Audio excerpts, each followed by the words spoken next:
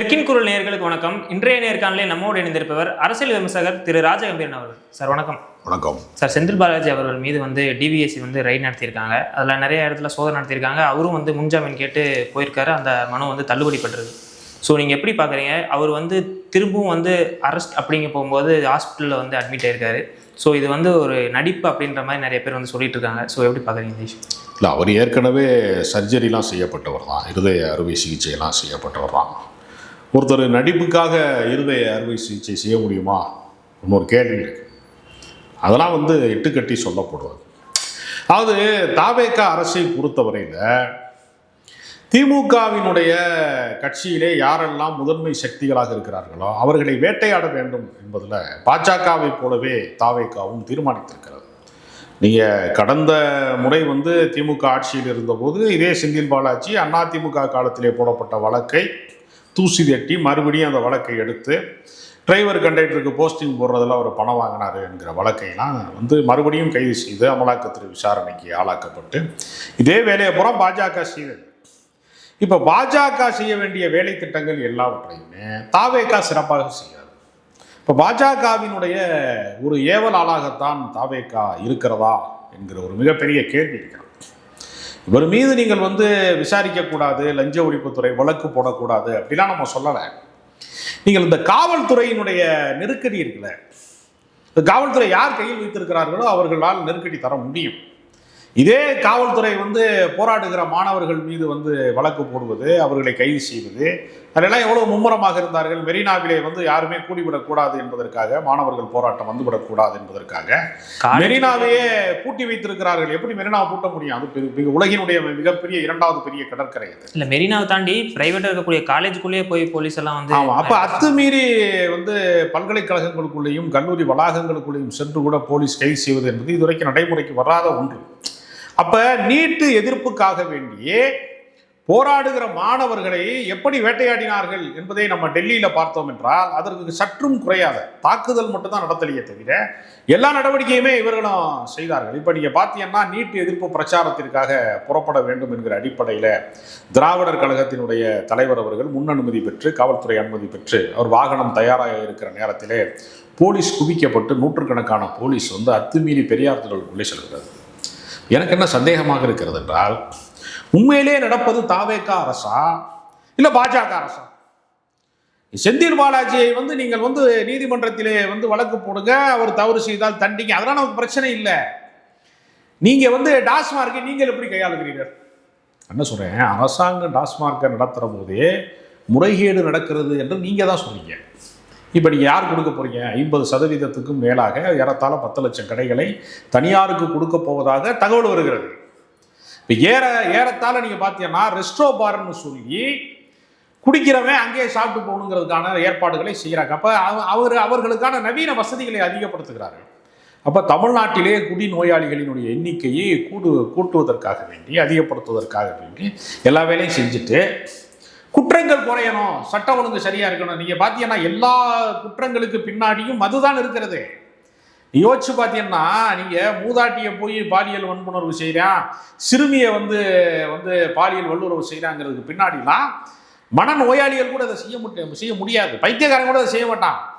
ஆனால் நிறைஞ்ச போதையில் இருக்கிறவன் இந்த மாதிரி குழந்தைகளை கூட பாலியல் வல்லுறவு செய்கிறாங்கிறத நம்ம பார்க்குறோம். அப்போ மதுவை குறைப்பதற்கு ஏற்பாடு செய்வது போல ஒரு நாடகத்தை நடத்திவிட்டு 700 கடைகளுக்கு மேலே மூட போகிறோங்கிறதையெல்லாம் சொல்லிட்டு இந்த பக்கம் நீங்கள் தனியாருக்கு கொடுக்குறீங்கன்னா, நீங்கள் 2003ஆம் ஆண்டு ஜெயலலிதா அவர்களினுடைய ஆட்சி காலத்தில் தான் அது முழுக்க அரசு மயமாக மாறியது. அதுக்கு முன்பு தனியார் மயம் தான். எனக்கு தெரியும் பல ஊர்களில் 2-3 சாராய கடையை நடத்துகிறவங்க, டாஸ்மார்க்கை நடத்துகிறவங்க முழுக்க என்ன செய்வாங்கன்னா ரவுடிகளை வைத்திருப்பாங்க.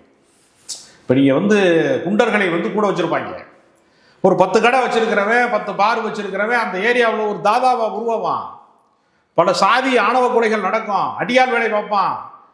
தனியார்கிட்ட பணம் பயங்கரமா புழங்கும். அரசுக்கு வருமானம் வருவதா, தனிநபர்களுக்கு வருமானம் போவதா? இல்லை இல்லை, இந்த இடத்துல என்ன கேள்வி, அவங்க நிறைய பேர் இதுக்கு சப்போர்ட் பண்ணுறவங்க என்ன சொல்கிறாங்க அப்படின்னா, டாஸ்மார்க்குங்கிறது ரொம்ப மோசமான நிலைமையில் இருக்குது. அது போக இல்லாமல் கவர்மெண்ட் எடுத்து நடத்துகிற அதே இதில் ஏகப்பட்ட முறைகேடுகள் நடக்குது. ஆனால் அது அரசு நிதிக்கு வந்து எதுவுமே வரது கிடையாது அப்படின்ற மாதிரி சொல்றாங்க. இதே பிரைவேட்டா மாறிடுச்சு அப்படின்னா அவங்க கிட்ட இருந்து டைரக்டா நிதி வந்து கவர்மெண்ட்டுக்கு வரும். இப்போ வந்து கவர்மெண்ட்டுக்கு வரதில்லை அப்படின்ற மாதிரி சொல்றாங்க. அது அப்பட்டமான பொய். நீங்க தனியாருக்கு போயிடுச்சுன்னு வச்சுங்க, அவன் கரெக்டாக கணக்கு காட்டுவானா? இங்கே எவ்வளோ விற்றுருக்கான் எவ்வளோ வாங்கியிருக்காங்கிறத கணக்கு காட்டுறதுல ஏமாத்துவானா ஏமாற்ற மாட்டானா? சாதாரணமாகவே உண்டுங்க. சினிமா டிக்கெட்டே ஒரு ப்ரொடியூசர் சினிமா ரிலீஸ் பண்ணுறான்ல, எத்தனை டிக்கெட்டு புக் ஆகுதுங்கிறதே மறைக்கிறான். கணக்கு காட்டுறதுல முறையீடு செய்கிறான்.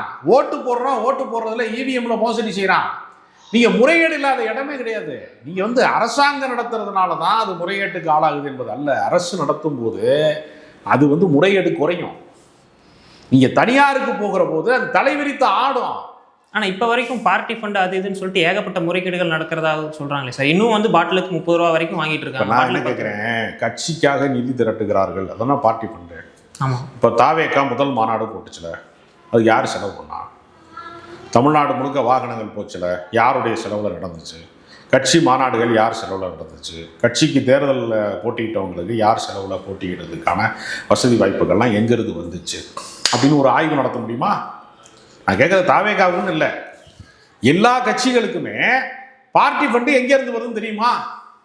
தனி விமானத்தில் போகிறாரு ஆதவர்ஜனா, உழைச்சி சம்பாரிச்சு கஷ்டப்பட்டு அவர் முன்னுக்கு வந்ததில் தான் போகிறாரா தனி விமானத்தில்? இல்லை, அவர் என்ன வருமானத்துலேருந்து அவர் வாழ்க்கையை நடத்துகிறாரு? ஒரு கேள்வி இருக்குல்லங்க. நீங்கள் டிக்கெட்டு 200 ரூபா டிக்கெட்டை 200 ரூபாய்க்கு விற்றாங்களா? முதல்ல ஜனநாயகன் படத்துக்கான டிக்கெட்டை எவ்வளோ ரூபாய்க்கு விற்றாங்க நீங்கள் சொல்லுங்கள்? இல்லை, நிறைய இடத்துல 2000 ரூபாய் வரைக்கும் விற்றாங்கல்ல. அப்போ இதுதான் முறைகேடு. இந்த முறைகேடு வந்து எல்லா இடத்துலையும் நடக்குது. இது வந்து திட்டமிட்டு, அதாவது இவங்க என்ன நினைக்கிறாங்கன்னா, திமுக அழிக்கப்பட வேண்டும், ஒழிக்கப்பட வேண்டும் நினைக்கிறான். தமிழ்நாட்டினுடைய வரலாற்றிலே இன்னைக்கு நீங்கள் யோசிச்சு பாருங்க. நீங்கள் மெட்ரோவில் போய் நேற்று ஆய்வு செஞ்சீங்க, எம்சி ராஜா என்று சொல்லக்கூடிய சமூக நீதி விடுதியில் போய் நீங்கள் ஆய்வு செய்கிறீங்க, எக்மோர் குழந்தைகள் மருத்துவமனையில் போய் நீங்கள் ஆய்வு செய்கிறீங்க, நீங்கள் எங்கெல்லாம் செல்கிறீர்கள், கோயம்பேடு மார்க்கெட்டில் போய் ஆய்வு எல்லாம் செய்கிறீங்கல்ல. இதையெல்லாம் உருவாக்கிறீங்க ஸ்டாலின். திமுக அரசு தாங்க உருவாக்கி இருக்குது இத்தனைய. நீங்க திமுகவை கணித்து விட்டு தமிழ்நாட்டின் வரலாற்றிலே எழுத முடியாதுங்க. நீங்க எப்படி எழுதுவீங்க? நீங்க சொல்லுங்க. நீங்கள் எந்த சாலையிலே பயணித்தாலும் அந்த சாலை வந்து திமுக காரன் போட்ட ரோடு அல்லது அதிமுக காரன் போட்ட ரோடு. நீங்கள் எந்த மேம்பாலத்திலே பயணித்தாலும் அந்த மேம்பாலம் என்பது திராவிட முன்னேற்ற, இந்த ஆட்சி மாறி மாறி நடந்துச்சுல. கோயம்பேடு பஸ் ஸ்டாண்டுக்கு வந்து அடிக்கல் நாட்டியது வந்து கலைஞர், திறந்து வச்சது ஜெயலலிதா. நீங்கள் எதை வேணாலும் நீங்கள் எடுத்துக்கங்க. கிளாம்பாக்கத்துக்கு பேரை மாற்றலாம், அது வந்து நீங்கள் யார் பேரை வேண்டாலும் மாற்றலாம். ஆனால் யார் காலத்தில் இது திறந்து வைக்கப்பட்டதுங்கிறது ஒன்று இருக்கும்ல. எப்படி அதை இல்லாமல் செய்ய முடியும்? காலை உணவு திட்டத்தை நான் காமராஜரை கொண்டு வந்தார். நான் சொல்கிறேன், காமராஜர் மிகுந்த மரியாதைக்குரியவர். அவர் விடுதலை போராட்ட வீரர், தன் வாழ்க்கையை இந்த தேசத்திற்காக நாட்டு விடுதலைக்காக அர்ப்பணித்தவர், உத்தமர். அதை நம்ம குறை சொல்லலை. ஆனால் காலை உணவு திட்டம் அவர் கொண்டு வந்தாரா? ஸ்டாலின் தானே கொண்டு வந்தார். எதற்கு வரலாற்றை மறைக்கிறீங்கன்னு நான் கேட்குறேன். உங்களுக்கு ஏன் அச்சம் வருகிறது? திமுகவை பார்த்து ஏன் பயப்படுறீங்க? உங்களுக்கு ஆட்சி அதிகாரத்தை மக்கள் கொடுத்துட்டான்ல. செந்தில் பாலாஜியை கைது பண்ணிட்டா திமுக அழிஞ்சிருமா? இது என்ன? நான் என்ன கேட்குறேன்னா, நாம் வந்து இன்றைக்கு நடைமுறைப்படுத்தி கொண்டிருக்கிற ஜனநாயகம் என்பது முதலாளித்துவ ஜனநாயகம். எல்லா கட்சியிலையும் பணக்காரனுக்கு தான் செஞ்சு கொடுக்குறான். பணக்காரனாக ஒருத்தன் வருவதற்கே பல வகையான குறுக்கு வழிகளில் திட்டம் போட்டு தான் பணம் சேர்க்குறான். உழைத்து வந்து ஒருத்தன் உயர்ந்த இடத்துக்கு வந்துட்டான்னு நம்ம சொல்லவே முடியாது. அப்போ நிதி ஆதாரங்களை திரட்ட இப்போ உங்கள் கட்சியில் ஆதவர்ஜனா இருக்கிறாருன்னா லாட்டரி சீட்டு பணங்கிறது முறைகேடான பணம் தானே, அது மோசடி பணம் தானே. ஆனால் அது அவங்க லீகலாக சம்பாதிச்சதை தானே சொல்கிறாங்க. எதை? லாட்டரியெல்லாம் விற்று நம்ம தமிழ்நாட்டில் இப்போ நீங்கள் சாராயம் வைக்கிறதும் லீகல் தானே. டாஸ்மார்க்குங்கிற பேரில் அரசாங்கம் சாராயம் வைக்கிறது லீகலாக? லீகல் இல்லையா? லீகல் தான். லீகல் தானே. இப்போ நீங்கள் தனியாக வீட்டில் காய்ச்சிங்கன்னா என்னது லீகல்? அது இல்லீகல். இல்லீகல். அப்போ சாராயம் ஒன்று தான், கவர்மெண்ட்டுக்கு தான் நல்ல சாராயம், நீங்கள் காய்ச்சினீங்கன்னா கள்ள சாராயம் தானே. இதுக்கு இலக்கணம் என்ன இருக்குது? ஏதாவது இலக்கணம் இருக்கா? சாராயம் ஒன்று தான். ஆனால் அங்கே வச்சா அது கவர்மெண்ட்டுக்கு வந்து லீகலு, இங்கே வச்சா இல்லீகல், அப்படி தானே சொல்கிறான். அதனால் தீமை தானேங்க. எந்த வடிவத்தில் வந்தாலும் அது தீமை தானேங்க. அதனால் செந்தில் பாலாஜியை கைது செய்வதன் மூலமாக முன்னத்தையுமே பண்ண முடியாது. ஏற்கனவே பாஜக கைது செஞ்சுச்சு. என்ன நடந்துச்சு? இப்போ நீங்கள் அரவிந்த் கெஜ்ரிவாலை மதுபான ஊழலில் தானே கைது செஞ்சாங்க. ஒன்று வாங்கினா ஒன்று இலவசம், அவர் முறைகேடு செஞ்சார், அப்படி தானே ஜெயிலில் கொண்டு வச்சாங்க. தீர்ப்பு என்ன வந்துச்சு? அவர் விட நிரபராதின்னு அவர் நிரபராதின்னு வந்துச்சுல. அவர் அரசியல் வாழ்க்கை காலி பண்ணிட்டாங்களா இல்லையா? வாங்கிட்டேன். இது பாஜக செஞ்சுச்சா இல்லையா? அதைத்தான் நீங்கள் செய்றீங்க. நீங்கள் என்ன செய்ய போறீங்க? நீங்கள் அவரை கைது செஞ்சு என்ன பண்ண போறீங்க? நீங்கள் மறைமுகமாக திமுக காரனை அச்சுறுத்துகிறீர்கள். என்னைக்கு வேணாலும் கைது செய்யணும். இப்போ நீங்கள் வந்து முக்தார் என்று சொல்லக்கூடிய ஊடகவியலாளர் வந்து குண்டர் சட்டத்தில் கைது செய்கிறாரு. அதே மாதிரி வந்து திருச்சி சூர்யா என்று சொல்லக்கூடியவரை நீங்கள் போய் குண்டர் சட்டத்தில் கைது செய்வீங்க. நான் என்ன கேட்குறேன், அவர்கள் அவதூறாக பேசினார்கள் என்பதற்கு வழக்கு போடுங்க, சிறைக்கும் அனுப்புங்க. நான் அதில் நான் வந்து மாற்றுக்கிறது கிடையாது. அவர்களுக்கு நான் பரிந்துரை செய்யலை, அவர்கள் செய்தது நியாயம்னு சொல்லலை. குண்டர் சட்டம் யாருக்கானது? கொடூரமான குற்றங்களுக்கானதா, பத்திரிகையாளர்களுக்கானதா? குற்றங்கள் செஞ்சவங்க கொடூரமான குற்றம். நீங்கள் ரவுடிகள் மேலே குண்டர் சட்டம் போடுறதுக்கும் பத்திரிகையாளர் மேலே போடுறதுக்கும் ரெண்டும் ஒன்றா? அப்போ நீங்கள் கடந்த ஆட்சியில் சவுதி சங்கர் மேலே வந்து இந்த மாதிரி சட்டங்கள் போட்டார்கள், தவறுன்னு பல பேர் சொன்னேன். இப்போ இது எப்படி சரியாக இருக்க முடியும்? அப்போ நீங்கள் திமுக எதையெல்லாம் செய்ததோ அதுதான் நீங்களும் செய்கிறீங்கன்னா அப்போ நீங்கள் என்ன மாற்று அரசாங்கம்? நீங்கள் முதலமைச்சர் அலுவலகத்தை 10வது மாடிக்கு கொண்டு போய் ஜோசியக்காரன் சொன்னால் வாஸ்து பார்த்து சொன்னாங்கிறது மாற்றம். இதுதான் மாற்றமா? மாற்றம் என்பது தான் அடிப்படை மாற்றமா, அஸ்ட்ராலஜி மாற்றமா? என்ன மாற்றத்தை நீங்கள் செய்ய போறீங்க அப்படின்னு ஒரு கேள்வி இருக்கு. அதனால நீங்கள் யார் மேலே வேண்டுமானாலும் வழக்கு போடுங்க. நீங்கள் வன்மத்தோடு உள்நோக்கத்தோடு ஒரு கட்சியை அழித்து விட வேண்டும், ஒரு இயக்கத்தை இல்லாமல் செய்துவிட வேண்டும் என்கிற உள்நோக்கத்தோடு நீங்கள் செயல்பட்டால் மக்கள் மன்றம் உங்களுக்கு எதிராக திரும்பிடும். ஆனால் ஏன் செந்தில் பாலாஜி சார்? ஏன்னா பாஜகவும் சரி, இப்போ டிவிக்கு அரசு வந்ததும் சரி, விஜய் அவர்கள் ஆரம்பத்திலிருந்தே ஸ்டாலின் அவர்களை எதிர்த்ததை காட்டிலும் செந்தில் பாலாஜி அவர்கள் தான் குறி வச்சு எடுத்தார். ஏன்னா பாட்டிலுக்கு 10 ரூபான்னு பாட்டெல்லாம் பாடினது வந்து கரூரில் வந்து மிகப்பெரிய இதாக இருந்துச்சு. ஸோ ஏன் செந்தில் பாலாஜி அவர்கள்? இல்லை, அதற்கு 2 முக்கியமான காரணங்கள் இருக்கிறது. முதல் விஷயம் என்னென்னா, யாரெல்லாம் வந்து ஒரு கட்சிக்கு வந்து நிதி ஆதாரத்தை திரட்டி தருகிறார்களோ, யாரெல்லாம் வந்து ஒரு இன்கமிங் சோர்ஸாக இருக்கிறாங்களோ அவர்கள் மேலே வழக்கு போடுவது. இப்போ நீங்கள் வந்து KN மேலே வழக்கு போடுறது, ஏவா மேலே வழக்கு போடுறது அப்படிலாம் செய்கிறாங்க இல்லையா? அதுக்கு மிக முக்கியமான காரணம் என்னென்னா, அவர்கள்லாம் அந்த கட்சியினுடைய ஒரு நிதி ஆதாரத்தை திரட்டி கொடுக்கக்கூடிய இடம். ஒரு கட்சி இயங்காமல் இருக்குன்னா என்ன செய்யணும்? நிதி ஆதாரத்தை வந்து நீங்கள் ஒன்றும் இல்லை, நீங்கள் கடந்த நாடாளுமன்ற தேர்தலில் காங்கிரஸ் கட்சியினுடைய வங்கி கணக்கை முடக்கி விட்டாங்க பிஜேபி. ஏன்னா வங்கி கணக்கில் தானே அவங்க வச்சுருப்பாங்க, தேர்தல் செலவுலாம் பண்ணுவாங்க. அப்போ தேர்தல் செலவு பண்ண முடியாது. வங்கி கணக்கை முடக்கினா அந்த கட்சியை முடக்கிடலாம், சீப்பை ஒழிச்சு வச்சா கல்யாணம் நின்று போயிருமோ ஒரு பழமொழி இருக்கு. அது மாதிரி ஒன்று பண்ணா இல்லை. அதே தான் இதுவும். நீங்கள் பாஜகவின் செயல் திட்டங்களையும் தாவேகாவின் செயல் திட்டங்களையும் ஒப்பிட்டு பார்த்தீங்கன்னா இரண்டும் வேறு வேறு கிடையாது. ஒரு நாணயத்துக்கு 2 பக்கங்களை போல அது செயல்படுகிறது. அதனால இவங்க என்ன செய்யறாங்க, செந்தில் பாலாஜியை முடக்கிட்டோம்னா இப்போ பாட்டிலுக்கு 10 ரூபா, நீ இப்போ 10 ரூபா இல்லாமல் இருக்கா, 30 ரூபா வரைக்கும் 30 ரூபா வரைக்கும் வருதுல்ல. அப்போ இதுக்கு யாரை ஜெயிலில் போடுறது? ஆனால் இதுக்கு முன்னாடி கூட என்ன சொல்லிட்டு இருந்தாங்க அப்படின்னா, பாட்டிலுக்கு 10 ரூபா செந்தில் பாலாஜி அவர்கள் பேக்கெட்டுக்கு போகுது அப்படின்னு சொல்லிட்டு இருந்தாங்க. ஆனால் இப்போ 30 ரூபா வரைக்கும் வாங்குறாங்க. இப்போ என்ன கேட்டால் சொல்கிறாங்க அப்படின்னா, இது வந்து தொழிலாளர்கள் வந்து அங்கே சம்பளம் இல்லாமல் இருக்காங்க, ஸோ அவங்களுக்கு கொடுக்கணும்னா குறைந்த சம்பளத்தில் வேலை பார்க்குறாங்க. அப்போ இவங்க என்ன சொல்கிறாங்கன்னா, எங்கள் ஆட்சி திமுக ஆட்சியில் நடந்தால் நேர பாக்கெட்டில் இருக்கக்கூடிய 10 ரூபா வந்து செந்தில் பாலாஜிக்கு போயிடும், ஸ்டாலினுக்கு போயிடும் சொல்கிறாங்க. இவங்க ஆட்சியில் 30 ரூபா வாங்கினா கூட தொழிலாளருக்கு போகுதுங்கிறாங்க. எவ்வளவு சாமர்த்தியமாக இருக்காங்க பாருங்க. அப்போ உனக்கு வந்தா தக்காளி சட்னி, எனக்கு வந்தா ரத்தம்ங்கிற கதை சொல்லுவாங்கல்ல, அதுதான் நடத்திட்டு இருக்காங்க. சரி, இப்போ எலக்ட்ரிசிட்டி பில் பார்த்தீங்க அப்படின்னா 3.7 லட்சம் மக்களுக்கு வந்து டபுள் மடங்குக்கு மேலே வந்து வந்திருக்கிறதா சொல்கிறாங்க. ஸோ இதற்கு வந்து உடனடியாக ஆய்வு செஞ்சு இது ஏன் வந்திருக்கு அப்படின்ற மாதிரி எடுக்கவும் சொல்லியிருக்காங்க, ஆய்வு மேற்கொள்ள சொல்லியிருக்காங்க. ஸோ இந்த இஷ்யூ எப்படி பார்க்குறீங்க? ஏன்னா ஒரு பக்கம் 200 யூனிட் ஃப்ரீன்னு சொன்னாங்க, சொல்லி அந்த அடுத்த பில்லே வந்து டபுள் மடங்கு. இல்லை, இதற்கு சாட்சியமாக நானே இருக்கேன். நான் 2000 ரூபா கரண்ட் பில்லு கட்டுறவன் 10,000 ரூபா கட்டிருக்கேன். எனக்கே அது 5 மடங்கு வந்து அதிகமாக வந்திருக்கு. அப்போ நீங்கள் வந்து இது மாதிரி பல பேர் அதிர்ச்சி அடைகிறாங்க. சாதாரணமாக வந்து நாங்கள் வந்து ஒரு 1500 தாங்க கட்டுவோம், எங்களுக்கு 4000 ரூபா வந்துருக்குங்க அப்படின்னு பல இடங்களில் சொல்கிறாங்க. இன்னொன்று தெரியுமா உங்களுக்கு, சத்தம் இல்லாமல் அரிசி விலை ஏறி இருக்கிறது. பல இடங்களில் மூட்டைக்கு வந்து 200 ரூபா வரைக்கும் கூடுதல் விலையாக மாறி இருக்கிறது. இப்போ இவங்க அரசு வந்து சாதனைன்னு என்னென்னு கேட்டிங்கன்னா, இந்த எலக்ட்ரிசிட்டி பில்லு ஏறினது, இந்த அரிசியினுடைய விலை ஏறினது, இதெல்லாம் வந்து இவர்களுடைய சாதனை. இவர்களுக்கு வந்து எந்த செயல் திட்டமுமே இல்லைங்க. இப்போ நீங்கள் பற்றி எரியக்கூடிய பிரச்சனைகள் இருக்குல்ல, அதில் தாவேகாவினுடைய கருத்து என்னன்னே நமக்கு தெரியலையே. மேகதாதுக்கு குறுக்க அணை கட்டக்கூடாதுன்னா சர்வகட்சி கூட்டத்தை போடுறதுல என்ன கேடு வந்துடும் நான் கேட்குறேன். உனக்கு என்ன கேடு வந்துடும்? அனைத்து கட்சி கூட்டத்தை போட வேண்டியதுன்னா ஆளுக்கு ஒரு கருத்து சொல்ல போகிறாங்க. அப்போ எதுவுமே தெரியலைங்கிறது காரணமான ஒரு சந்தேகமாக இருக்கு நமக்கு. அவர்களுக்கு நிதிநிலைனா என்ன, நீர்நிலைனா என்ன, நதி பங்கீடுனா என்ன, ஏற்கனவே கடந்த கால அரசியல்லாம் இது எப்படி எதிர்கொண்டது, ஏதாவது நான் கேட்குறேன். ஏதாவது ஒரு அறிவு வேணுமா வேணாமா? நிர்வாக அறிவும் இல்லை, கட்சி நடத்தவும் தெரியலை, ஆட்சி நடத்தவும் தெரியலை. இன்னைக்கு கோட்டு போட்டார், இன்னைக்கு பட்டு சட்டை போட்டார், இன்னைக்கு ரீல்ஸ் போட்டார், இன்னைக்கு வந்தார் பக்கத்தில் மெட்ரோ ரயில் நிலையத்திற்கு, அவர் டிக்கெட்டை அவரே எடுத்தார். அப்புறம் அவர் படிக்கட்டில் அவர் காலை வச்சு அவர் நடந்தார்.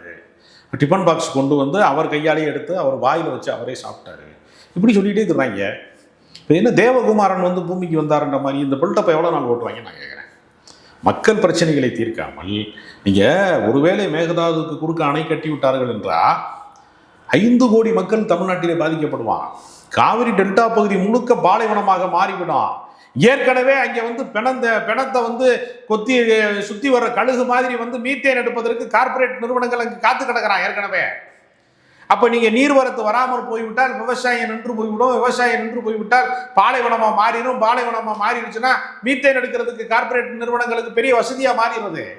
தமிழர்கள் பஞ்சம் பிழைக்க தமிழ்நாடு பாலைவனம் ஆயிரும். பஞ்சம் பிழைக்க நம்ம ஒரிசாவுக்கு போறதா, உத்தரப்பிரதேசுக்கு போறதா, செக்யூரிட்டி வேலைக்கு போறதாங்கிற மாதிரி தமிழர்கள் பரதேசியெல்லாம் ஆயிடுவான்.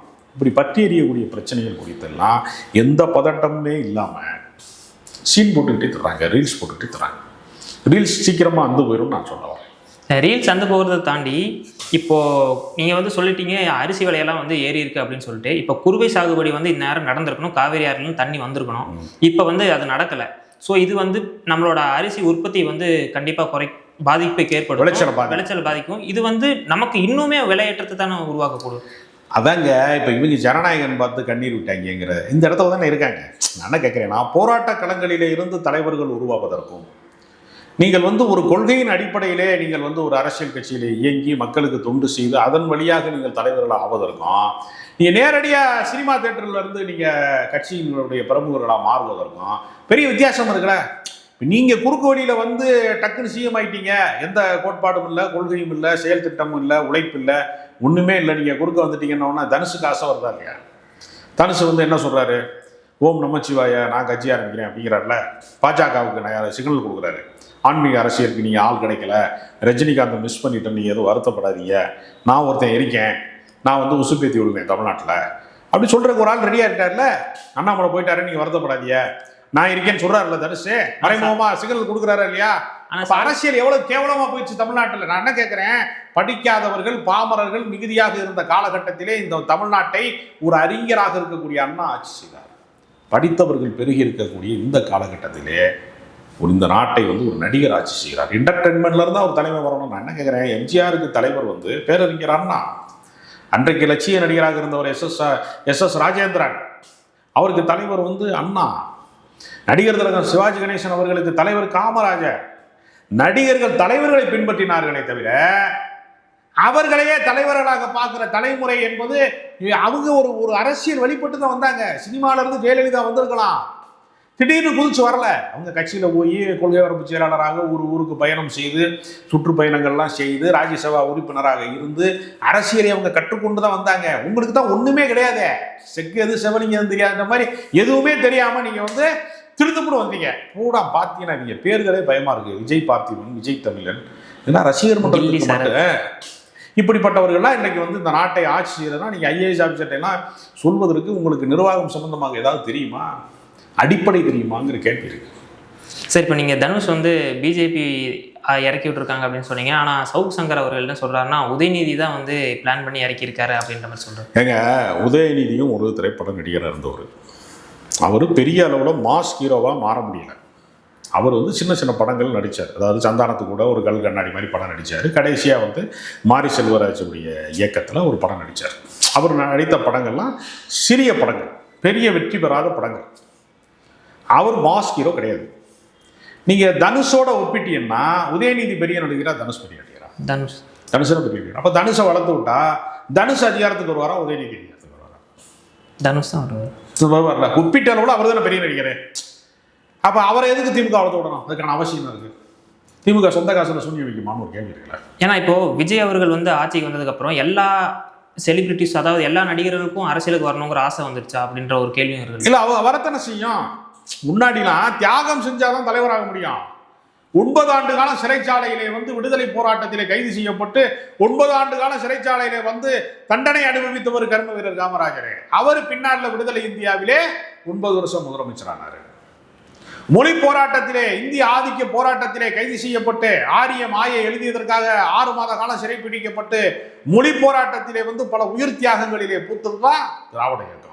அப்போ அவர் விடுதலை போராட்டத்திலே காமராஜர் தலைவரானால், மொழி போராட்டத்திலே பேரறிஞர் அண்ணா தலைவராகிறார்னா அரசியல் போராட்ட களங்களிலே இருந்து புறப்பட்டது. இன்ஸ்டாகிராமில் இருந்து, சோசியல் மீடியாவில் இருந்து, என்டர்டெயின்மெண்ட்ல இருந்து ஒரு அரசியல் உருவாகுனா அப்போ நாளைக்கு டிடிஎஃப் வாசை நல்லா பைக் ஓட்டுறாருன்னா ஒரு போக்குவரத்துறை அமைச்சர் ஆக்கிடுவாங்களான்னு பயமா இருக்கு நமக்கு. ஜிபி முத்துக்கு நிறைய ஃபாலோவர்ஸ் இருக்கிறாங்க, அவரை சமூக நலத்துறை அமைச்சர் ஆக்கிருங்க. நீங்கள் வந்து ஒவ்வொரு இன்ஸ்டாகிராம் வந்து வாட்டர்மெலன் ஸ்டார் வந்து திவாகர் வந்து ரொம்ப முக்கியமான ஒரு ஆளாக இருக்காரு, அவரை கல்வி அமைச்சர் ஆக்கியிருங்கன்னு கிளம்பிட்டாங்கன்னா இந்த நாடு நாசமாக போயிருமோ போகலாம். ஏன்னா நம்ம இந்த இடத்திற்கு வருவதற்கு சாதி ஆதிக்கங்கள், மத துவேஷங்கள், வந்து உயர் சாதி, வந்து சனாதனம், இதுலெல்லாம் இருந்து கடந்து அக்ரஹாரத்துக்குள்ளே அகப்பட்டு கடந்து குருகுலத்திலே இருந்த கல்வியை எல்லாருக்குமான கல்வியாக மாற்றுவதற்கு பல நூற்றாண்டுகள் போராடி இருக்கோம். திடீர்னு நமக்கு கல்வி வரல. இன்னைக்கு சாமானியன் வீட்டு பிள்ளைகள்லாம் உயர்ந்த படிப்புல இருக்கிறாங்க, ஐடி கம்பெனியில் வேலை பார்க்குறாங்கன்னா அதற்கு பல நூற்றாண்டு போராடி இருக்கோம். இடஒதுக்கீட்டுக்கு போராடி இருக்கோம், சமூக நீதிக்கு போராடி இருக்கோம். இந்த அறிவை பெறுவதற்கு ஒரு நூற்றாண்டு கால புரட்சி தான் இது. இதை மறுபடியும் சினிமா கம்பெனியில் கொண்டு போய் ஒப்படைச்சிட்டு நீங்கள் இந்த நாட்டை நாசமாக்கிடுவாங்களோங்கிற அச்சம் பல பேர்.